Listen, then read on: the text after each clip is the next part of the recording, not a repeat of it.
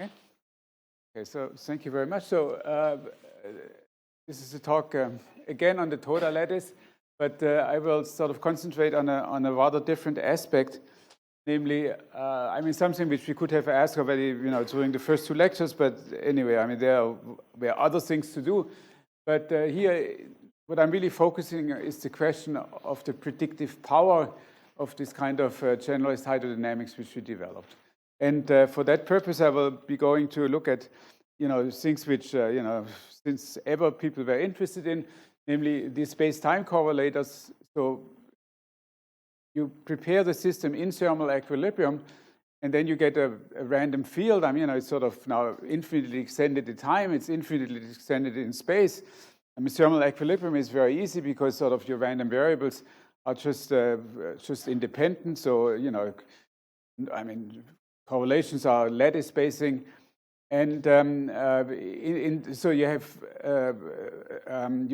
a field theory which is stationary in space and stationary in time, and you would like to compute the two-point function. So that's time displaced because we are looking space-time. For instance, I could look at the momentum at time space-time equal to 0, correlated with the momentum at some lattice psi j at time t. Okay, so these are the space-time correlators.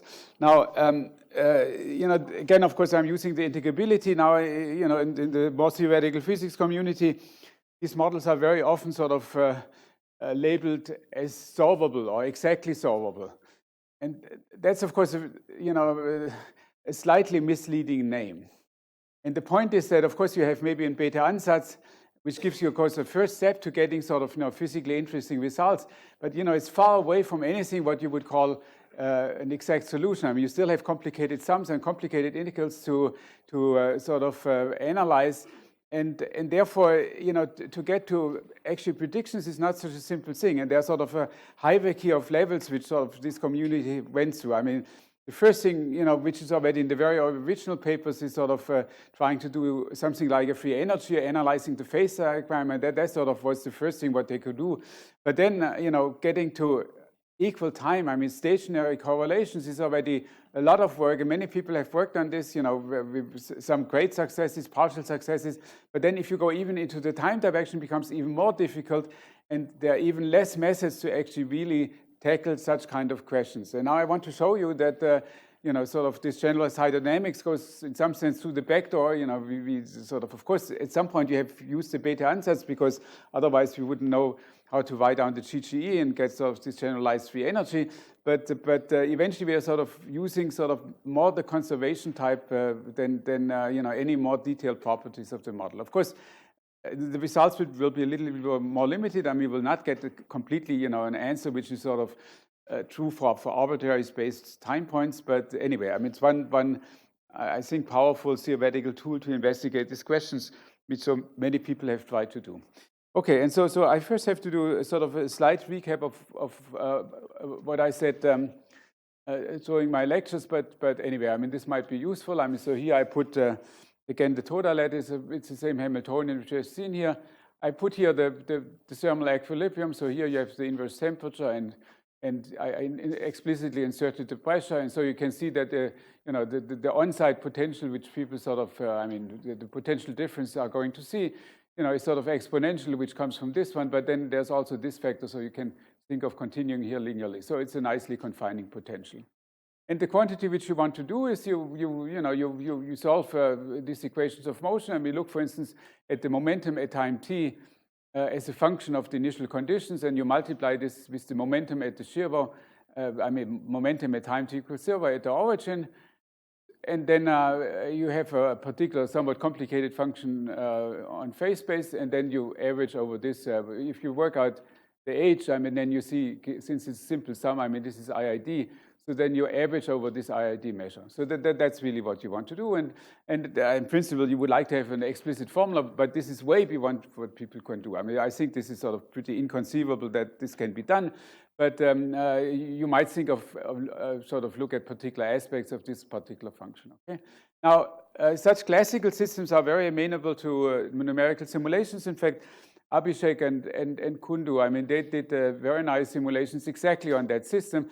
for specific parameters, and I'm not showing any pictures because it's not so important. Just want to give you an impression of the size. I mean, you take roughly 1,000 lattice of 1,000 lattice side, and you do a lot of averaging over samples. So you sort of, it's IID, so you just produce 10 to the 7 samples of IID random variables. And then you get, very smooth function. I mean, this sort of becomes, has very, very little fluctuations. And then it will have somewhat slightly more complicated short-type behavior. But the main thing, what you're going to see, even after times, like say, of order, I mean, the times are typically order, also something like order 1,000 or so. What you're going to see after, let's say, time of order of 20 or 40, it depends a little bit on which particular correlation you're looking at. You see that these correlation functions actually scale ballistically. This is what I've written down here, right? I mean, it's a function of j of t, but in fact, it's a function only of this ratio j over t. This is what I mean by ballistic, okay? And I put the factor 1 over t in front, which simply comes from the fact that when you sum this over j, you can use the conservation law, and then you see that you get a number which is independent of t. So it must be the same as at time t equals 0. And to ensure that kind of scaling, you see there's, so to speak, a volume element here. You must put the 1 over t in front. Now, as I said, I mean, this is, that's the dominant thing which you see numerically. You might be interested in short-time behavior, then the method which I'm going to explain is totally useless. You might wonder whether, there's anything else beyond the ballistic scale. I mean, yes, there is. I mean, there's a diffusive correction, which I'm not going to discuss, which in principle could be sort of tackled by a similar type of methods. So the crucial point which I want to address here, how to compute the scaling function phi, right? I mean, if you go to the paper of Abhishek and Kundu, they give you nice plots, I mean, it depends on what correlation and, just sort of some particular function. So it's of course, these functions, if I'm going to look at some other correlation, it will be some other function, right? Okay, so I want to compute this function phi. This is what I want to show you. All right, so now I want to sort of make a slight digression in order to see what I'm doing is I want to go to the case of a finite number of conserved quantities, because once you have the formula there, you will see immediately the kind of formula which I want to get. Okay, so let me do this. So now I don't even worry about any microscopic models. I sort of look at these coupled conservation laws here. And of course, these couplings are some functions of the conserved fields, right? I mean, so I'm just looking at this set of equations, x and t are space-time. And now, rather than sort of having the nonlinearity under the derivative, I sort of carry out this, it's some function, so I just sort of do this differentiation with respect to x, and then I get this matrix of first derivatives, which of course still depend on u, so it's still a nonlinear function, but I get something which is sort of called a quasi-linear form, because, rather than, it's because, I mean, the slope sort of appears here, the gradient appears here sort of explicitly, and it's sort of it's not under the differentiation, so it's then multiplied by an n bar by n bar matrix, which itself depends on the field. Okay? So when you do numerics, it's that form, which is of course sort of more easily to realize, because basically what you do is, I mean, you imagine for a short time to freeze this field, then you solve the linear equation for one time step, and then you update the matrix, etc. Right? So this is how it works. Okay, and now there's a relationship between this A matrix, because you're sort of differentiating, and I mean, it comes from a Gibbs measure, so sort of in principle, what these objects are. You discover that there's a relationship between three matrices, which will play a very important role. I mean, A is this linearized object which you had over here. C is the UU correlator, so that's sort of the susceptibility matrix, which sort of comes in when you do these partial derivatives. And then because here I have the currents, so you will see that C is the charge static charge correlator, and I have to take the inverse when you do the algebra. And the B is actually the current charge static correlator. Okay, so these have to be given from your model. I mean, I mean, the C is some additional information to the equations of motion, which I have over here. Okay, and now you do the usual thing, sort of usual linear response idea. I mean, if you do a small perturbation of equilibrium, let's say around some background field U bar, then you just simply linearize this equation. But linearizing is very easy because this is already first order, and therefore all what happens is this matrix becomes now simply a fixed matrix evaluated at the background term. So rather than being space-time dependent, it's just a given n bar by n bar matrix. Okay. Now, usually there will be fluctuating forces also appearing, but since we are looking at the Euler scale, none of them are there. But the only thing which I have to remember that I have to solve this system with random initial condition because I'm in equilibrium and at time t equals 0, these fields, they are not deterministic. I mean, they're really random. But the correlator of these fields is exactly the susceptibility matrix, which is actually delta correlated in X because we are looking on a very, very large scale. But there, in general, will be just simply some non-trivial correlations between the various components. Right?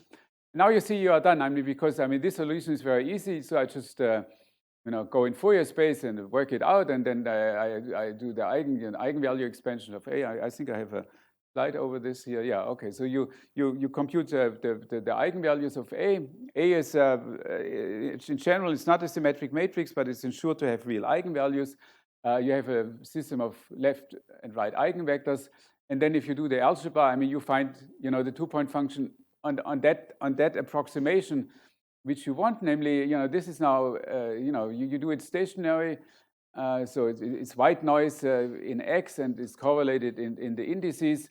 And you do this expectation, and you look at the various fields, but correlated in space-time, 0, 0, and xt. And then you find sort of a very obvious formula.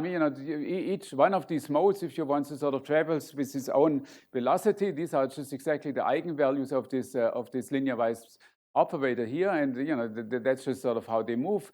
But then they are weighted, and the weighting, of course, depends on these particular eigenvectors, and of course depends also on the initial covariance matrix. So this is just the expression for the. So the picture which you get is extremely simple. Depending on how many conserved quantities, if you have sort of these peaks, they're moving linearly in time, so it's guaranteed to be ballistic. But then they have a somewhat complicated weight, which sort of has to compute it in this particular fashion, right? And it's that scheme, which of course works, for any n bar, and in particular will work for our generalized hydrodynamics. Now, of course, instead of having matrices, you will have infinite dimensional matrices, but otherwise it's just exactly the same thing. Okay. And so you see what we have to know are sort of from our theory is you have to know what are the static correlator. You have to know what is the current charge correlator. These are these two B matrices, and then they have to be related in this form. So this sort of maybe we can compute the linearized A. That might be actually not so totally easy, but let's assume that we can compute the linearized A, or if you want so, you can use this relation to determine what the linearized A is, right? Now, once you have that form, you're not done. You still have to compute the exponential of that matrix, so the propagator, which might be a non-trivial task, right? But anyway, let's assume that we can do it. So I have e to the at, and then out of this, of course, you get exactly the same form. The only difference is that now I will have a sum over. Typically, we'll have continuous spectrum, so I will get sort of an integral over the spectrum, but it will be exactly of the same form. Okay? And so the next few minutes are basically trying to tell you, for the Toda lattice, how I'm filling all the empty lines here, right? But I follow exactly that kind of recipe. At the end of the day, we will get a prediction on the space-time correlators on the Euler scale. So it's just the ballistic part of those things. But I claim, at least sort of in computer simulations, that's really what you see. Everything else is sort of looks like not so terribly interesting. Anyway. Okay, so now we have to work a little bit and see whether we can actually figure out these things in the context of the Toda. And so now I remind you what you have seen already, but we introduce our Flaschka variables. Then we know what are the densities of the conserved field. So that's the Lax matrix to the power n, and its JJ matrix elements. We know what the current densities are. These are again the Lax matrix multiplied with the off diagonal. That's just sort of deleting the diagonal. We have that particular expression. And in addition, we have the stretch. So this goes from n equal 1 up to 2. And then there's sort of zero element, which is the stretch, and has a current, which is the momentum, which is minus q1. Fine. And I remind you that it's convenient and will be used also that, rather going from this discrete label of conserved quantities might be helpful to sort of use more like a continuum version. And then, we have the pressure. I mean, the dual will be, we have the stretch, and the dual, thermodynamic dual will be the pressure. And then we have sort of this collection of chemical potentials. This should be a V here, the collection of chemical potentials. And this is related to this confining potential, the potential in R, which is sort of somehow going up. And the case which we are really interested in is, the background. I just imagine to be thermal. I mean, of course, it doesn't have to be thermal, but imagine that it is sort of that specific choice, or will be just a quadratic confining potential. Okay? And then I'm going to use sort of somewhat abbreviated notation. I mean, so this dot average, and if I indicate P and V, always means the GGE average. I mean, so this is sort of the GGE with this particular choice of parameters. And if I would do thermal, then would I have to here make a specific choice?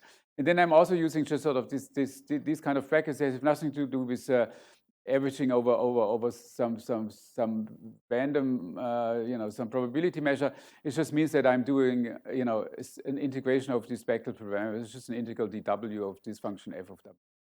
If I always write out these integrals, it becomes just a very clumsy. I mean, so I just. So I'm just remind you, because it's this linear structure, then of course, the charge density is just simply the JJ element of V of L. And then of course, the corresponding current density is simply V of L multiplied with this L off. I mean, I have V of L and multiplied with L off, and then I take the JJ matrix. So it's just sort of, I mean, because the formulas otherwise get a little bit lengthy, I just want to make it nicely and compact. Okay, so this part is sort of something which you have seen, and sort of simply assume this. Okay, and now sort of want to remind you that the important point, I mean, which will be governed by the hydrodynamic equation, is this Lax density of states, which now we know comes from a variational formula. And the other important quantity is sort of, the average spacing, I mean, the average stretch, which is simply the average value of the stretch at zero, because it's translation invariant. Then I sort of want to point out one thing which I didn't do in my lectures, but now maybe it's a good point to sort of to indicate you that there's some interesting behavior, namely just look at the stretch and ask yourself, what happens to the stretch as a function of P? I mean, so I put mu, and here I put P. So if I put very, very little pressures, then the particles are very far apart. And typically the way I do it, I mean, they will be ordered. I mean, I have first particle 1, then 2, 3, 4, and that will be sort of roughly the spatial order. It's sort of like a random walk with a drift. Of course, once in a while, they sort of, are not ordered. I mean, but on average, I mean, it goes 1, 2, 3, 4, 5. Okay, now I increase the pressure. Now, usually, for a real system, there might be a hard core, and then even if I push very hard, I mean, the hard core sort of, defines for you what is the minimal distance. But here I just have this exponential potential, right? So I press and press. So what do they do, right? I mean, I press even further. Okay, at some point, I mean, the pressure is so strong that they simply completely reorder. And one way to understand this is I just go quickly back to this potential. You see, it's a completely trivial point. I just look my R variables are just IID, with such kind of potential. And now I start increasing this pressure. So I make this steeper and steeper. There will be a point where the average R is simply 0, right? And then there will be, if I press even further, then the average of R will be negative. But the average R being negative means that they're simply anti-ordered, because the volume distance between, typical distance between neighboring, indices will be negative, okay? But this means that if I go here further, this means that there's one point where the average is exactly 0. Then it's a random walk with 0 drift, and then you know that the distance between the first and last particles is of order square root of n. But the distance between individual particles is 1 over square root of n. So they're sitting very, very dense. And so you might wonder how, this kind of infinite density, so to speak, is reflected in our formulas. Okay, so I will show you at the end. Okay, so now let's see, what do we have? Well, I mean, so now we have the formulas for the average for the average fields, and now you see I have to compute this. I mean, I have to compute the correlator, right? I mean, the correlator, I've put a formula later on, but the correlator basically means that I'm going to take here variational derivatives with respect to V, or maybe variational derivatives, or just derivatives with respect to the pressure. It's just the usual way how you would compute a susceptibility matrix, right? And now for the current US, it's just the same thing. I have this, I found, well, I claim that that's sort of the correct expression in order to do the average carbon. So the first, I mean, the carbon number 0 is just a Q1. I mean, so this I can easily do. But now here you have the expression for the average carbon. Then now if I want to compute the current, the carbon charge correlator, I basically have to do variational derivatives with respect to P and with respect to the potential V, which is sort of somehow implicit in here, in order to get that correlator, right? I mean, so I will show you in the next slide a little bit more precisely what I do, but I just want to emphasize that this is, so to speak, the starting point. From this, we can get this matrices, V matrix and the C matrix, okay? Now, doing this variational derivatives, you see, I mean, you should think of having this mean field density functional, and so we have to take functional derivative. And typically we get linearization, and so this is why these operators appear here. So their precise form is not, of course, eventually they are important, but just for listening to the talk, it's just for completeness that you see that they are rather concrete formulas. Okay, so let me just go through. I cannot avoid it, because otherwise you can sort of will not understand the formulas which come. I mean, so these are all just definitions. Okay, so first of all, there was this rho p, which is somehow connected in a simple way to our Lax density of density of state. Then I have something which is connected to the two-particle phase shift. There's a linear operator, which is denoted here by t, acting on a function psi, and it has an integral kernel, which is given by this logarithm, right? I mean, it's just a standard integral operator where the kernel is log of v minus v prime. And then there's another operation which sort of is very important, and therefore in the literature, I mean, has sort of a name and an abbreviation. That's the so-called Tracing transformation. So if I take some function psi, and now I want to compute its stressed version, okay? It just means that I'm applying the integral operator 1 over 1 minus t times rho mu. So rho mu is sort of considered to be here as a multiplication operator with the function rho mu, right? And t is, of course, this integral operator, and then you have this inverse, of course, is understood as an inverse of the operator. Okay? And some other things which are, okay, there's another formula which is the way how to compute this effective velocity. So what I have to do is I have to take this integral operator and I have to apply it to the linear function. I mean, that's just sort of a clumsy notation, but just to point out that I just take for psi, I take here the linear function, I operate this operator, and then I get out another function. Well, I get out another function, which hence, let's say. Okay, and then I do the same thing, applying this operator to the constant function. This is what I mean over here.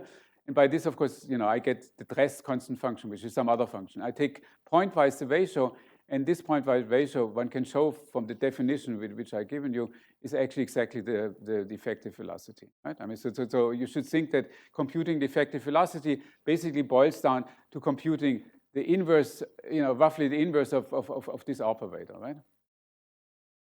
And here's the definition of the rho mu.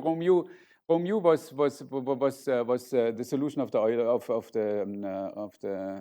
Euler-Lagrange equations of the variational problem, right? Here it's written. I mean, it's the solution of the classical version of the TBA equations. Okay? There are more papers that use this notation. You can actually look it up. Anyway, I mean,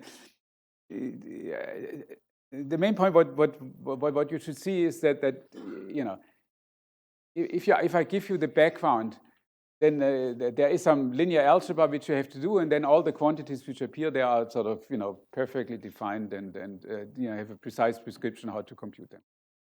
Of course, I don't have any explicit formulas, but they are sort of directly defined. Okay, so this is fine. Okay, and now I remind you of the Euler equations. I mean, this is sort of the Euler equations which we had. Of course, I point out that it's sort of a closed system. I mean, so our dynamical variables are the nu, which depend on x and t, and this density of states, which of course depend on the space point xt. But I mean, since we're doing a static computation, actually, this only depends on the spectral parameter, which is relevant. Okay. Now, you see, the next step is we want to do the linear-wise one. I mean, so this is what I showed you for a finite number of points, and so now I will do the same thing. Okay. So now the formulas become sort of a little bit ugly, but I flash them. I mean, the details are really not very important. But I do want to point out what the definition is. I mean, so what I mean by the Cnp matrix is that so I have here either a carbon or I have a conserved charge, and I use sort of q dot. And what I mean is just the integral over the corresponding static two-point function. So you see here's q0, qj, q0, q0. That's a subtraction. So that's something which decays exponentially. I do the spatial sum, and this is the definition of what I mean by the matrix element, right? I mean, it's clear that such kind of objects I can obtain by variational derivatives. Okay? And so now, I don't go into any details. I mean, all what I want to point out, I mean, if you now work out with your formulas, eventually you get something which sort of looks like this. And of course, it will be now a matrix, which is, it will be an infinite dimensional matrix. And the matrix elements are sort of listed over here, okay? Now, this looks utterly clear that you cannot do anything with it, right? I mean, so the next step is to realize that having this discrete index is sort of extremely clumsy, and you will not make any progress. And so I'm going to use sort of, as before with this chemical potential, I'm going to simply, rather than having the power series, I'm going to sort of look at smooth functions, and then sort of, these matrices look already a little bit nicer. Okay, so now what I do is I have sort of like a 2x2 structure. So you see, so this is now again an operator. This is again. This is an operator, but this is just a one-dimensional subspace. So maybe I should write this down. You see, what I'm doing is I will have a one-dimensional subspace C, and then there will be, the direct product with some L2 over R, right? I mean, that's basically what it is. And then later on, you will see that I will take only functions which are orthogonal to the one, right? I mean, so in fact, I'm looking only sort of, I have to remove a one-dimensional subspace from that thing. Okay? But this matrix, if I now look at an operator, then an operator looks like having, here a number, I don't know, let's say 1, right? And then here there will be some operator D, let's say. Okay, this will be a full operator because it's acting in L2. And then of course, I use the usual Dirac notation that I will have here. Then just a function sitting, and then a vector will be sort of let's say something like C and the phi, right? And then, when I operate it with the 1 on C, I get C. If I operate with this function, well, let's put in some phi here. Some phi, okay, so no, that's the same one. Okay, so let me put some psi here. Okay, so if I now operate with this one, I will just get the scalar product. I mean, so this will be, then sort of the new something like over here. And then if I do this operation, I get this times this and this times etc. Right? I mean, so this kind of notation. Okay. Okay. So this is what I'm using over here. I mean, so now this is too fast. Okay. Yeah. Okay. No. Okay. So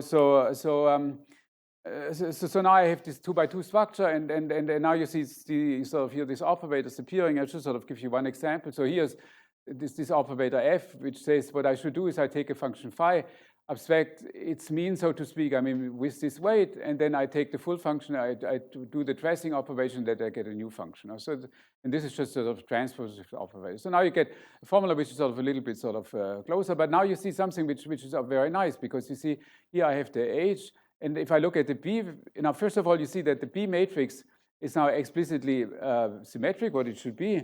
And here there's an error. I mean, it should be a minus U sitting over here. C is also a symmetric matrix. And now you see that what happens is all that the V effective appears over here, right? I mean, so now you say, okay, now it's easy how to compute e to the AT e to the at times c, because, what I should do is I should put this up in the exponential. That's, of course, a wild guess, but, it's sort of the formula suggested. And so let me just do this. And so, I mean, this will be eventually the correct result. I just want to first get to the result, and then I want to tell you that you actually have to verify. And there's one important step which I want to point out. Okay, so now we make the guess and say, okay, by computing the e to the at, I just have to put the effective into the exponential, and then then just work out the algebra. And what you get is a formula which is exactly of the type which I was trying to show you. I mean, so for the finite dimensional case. So you see here, you see the delta function. Here you see this velocity. So I mean, the mode w, whatever spectral parameter w, moves with the effective velocity. Divided by 1 over nu, and here I have to sort of the various correlators, which comes from the initial time, right? And if I, for instance, now want to compute the momentum correlation, I have to take the zero matrix elements of this operator. This is sort of 0, 0, 0, 1. So I have to sort of take here the 0, 0 when I do the 1 matrix element. So if I take this one over here, then I get this function here. I mean, that sort of comes from the f operation. Then I have the linear function quest at the point w and squared. Okay, so this is one part of the weight, and then there's another part of the weight, which is sort of the h here, which is h of w. So the w, h of w, this is always there, and this sort of comes from the specific observable which I'm looking at. If I'm going to look at the energy, then there would be some other function. I would have to put the w, I have to trace v squared rather than v, right? And if I do cross correlations, then I get the corresponding one.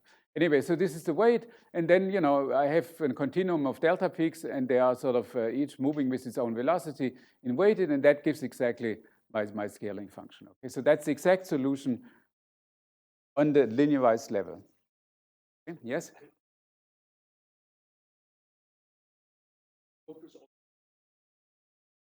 I'm focused on this one. I do the 1 matrix element, which is this one here.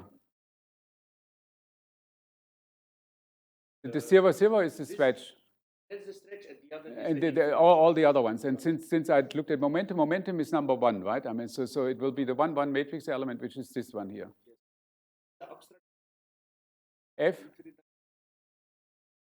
And that's really formulated as F is an infinite dimensional operator already, right? And so what I do is I have to do the 1 matrix element. So this means here I have to multiply this to the left, and this operator take matrix elements, because I do the 1 with the linear function. Okay, so to the right and to the left I have the linear function. The matrix element I do with the vector is just a linear function. Okay. No, I don't prospect. It's a matrix element. I integrate over. I have an operator A, well, an operator O, and I just compute psi phi, right? And this happens to be psi of W happens to be W, and phi of W happens to be W. This is what I'm doing.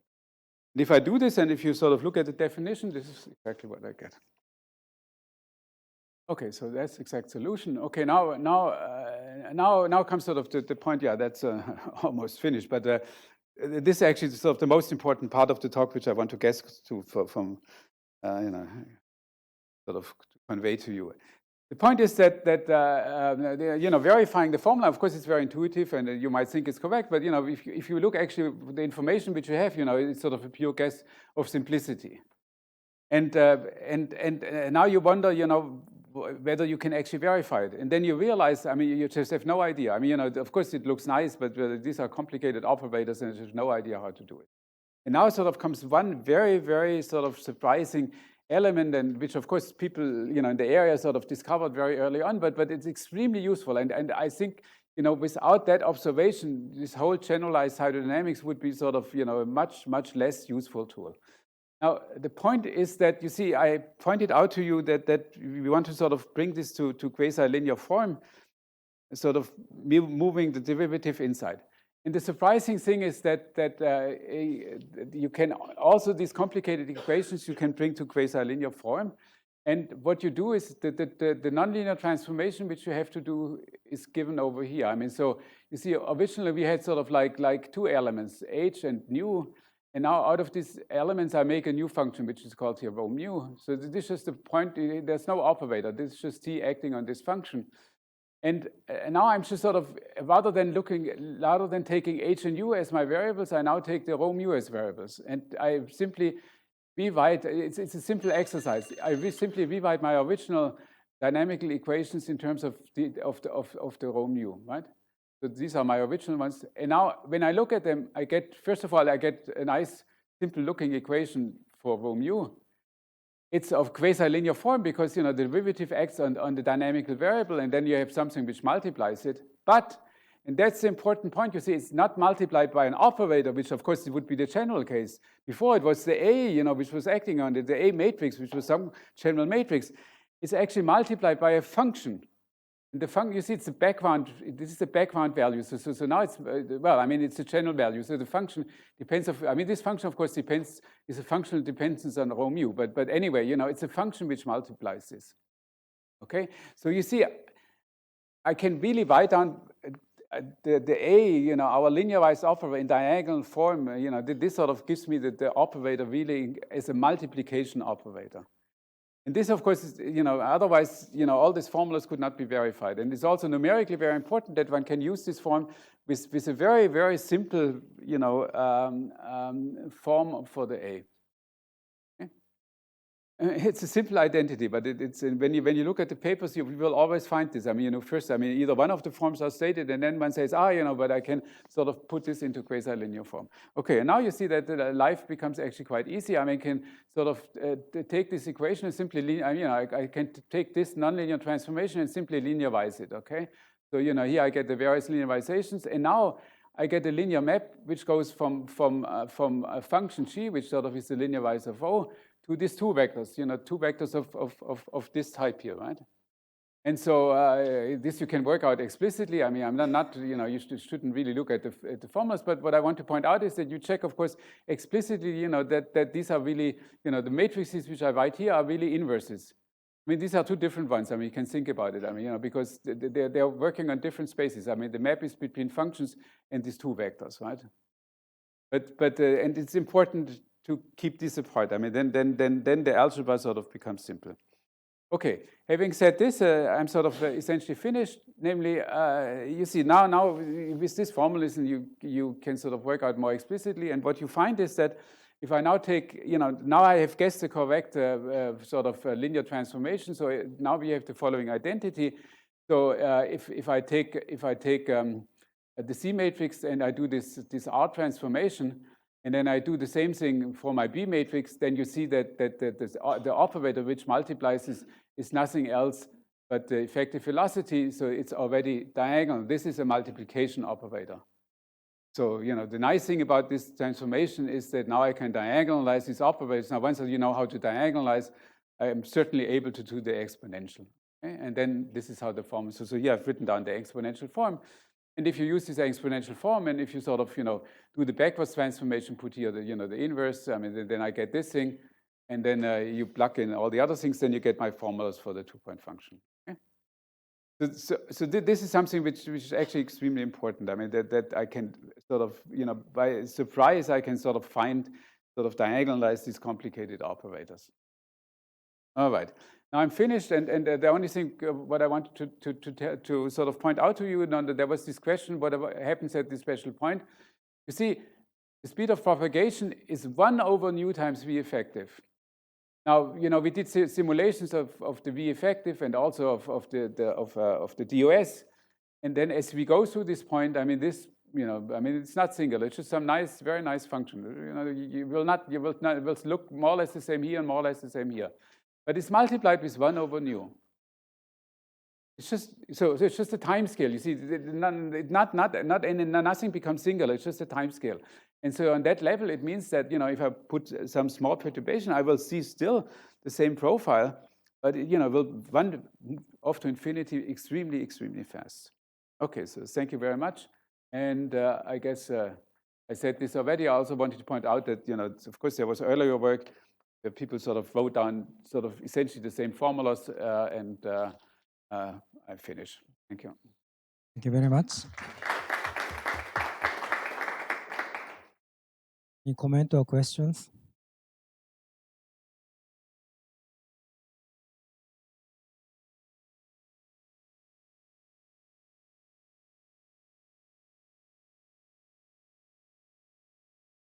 Well, I mean, at the moment, I'm sort of a little bit open, right? I mean, in the sense that, yeah, I would like to see some simulations very, very close to, but I mean, you know, of course, you know, in a simulation, you're sort of, you know, bound by finite. But I think, I mean, you know, what I would see is, I mean, I guess it now depends very much, you know, which way I do the measurement. I mean, I imagine I take really the infinite system, right? And then of course, you know, I could take a nu which is of, you know, sort of, you know, slightly above or, you know, sort of, you know, slightly away from the critical point, right? I mean, then the claim would be that, you know, I'm going to see the same profile, but, you know, it will be sort of extended over enormous sort of,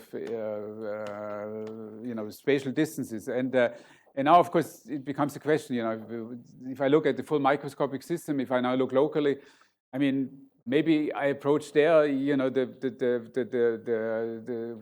local GG or maybe just the local equilibrium very quickly, right? I mean, if I'm just going to look at a few sites, which sort of sounds reasonable because, you know, I have sort of so many collisions that you know, I will sort of very quickly see locally, I will see, you know, if I just look at there's some sites close to the origin, I will see very quickly the correct equilibrium state, right? I mean, that sort of looks like a natural conjecture. And then, of course, if I'm sort of bound by you know, by finite volume in the simulation, then, you know, at that time scale, I will have reached already the periodic, you know, I mean, reached the limit of my simulation. I'm with periodic boundary conditions. So yeah, so let's see. My guess would be that if I'm exactly at this point, I mean, you know, I should see very, very fast approach to thermal equilibrium. But that's a, you know, guess, I mean. Other questions, comments? So in this case, Yes. how many heat mode exist? What? Heat mode, always one? How many? Heat mode. No, there's no mode. It's just, you know, no. There are infinitely many modes, and there's no mode. I mean, you know, I mean, things always look. If you look at Abhishek, I mean, you will get some profile maybe which looks like this. This is sort of moving out ballistically, right? I mean, it just sort of expands ballistically in time. No, there are infinitely many modes. So there's no heat mode. No. It's just, you know, there's just a continuum of modes, and we sort of form a particular profile, and then they just sort of expand ballistically. Any mode is ballistic. Yeah, any mode. All the modes. I mean, have infinitely modes, and each one of them is ballistic. Yeah. Okay. Other questions or comments? If not, let's thank speaker again.